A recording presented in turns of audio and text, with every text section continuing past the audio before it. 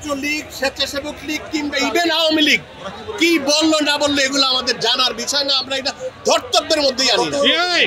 আমাদের একটাই উদ্দেশ্য গণতন্ত্র, এবং গণতন্ত্রের লড়াই আমরা আছি, এবং গণতন্ত্র পুনঃপ্রতিষ্ঠিত না পর্যন্ত, তত্ত্বাবধায়ক সরকার না আসা পর্যন্ত, কেয়ারটেকার গভর্নমেন্টের অধীনে নির্বাচন না হওয়ার জন্য আমরা রাস্তায় আছি, থাকবো এবং বিজয় ছিনিয়ে আনবো।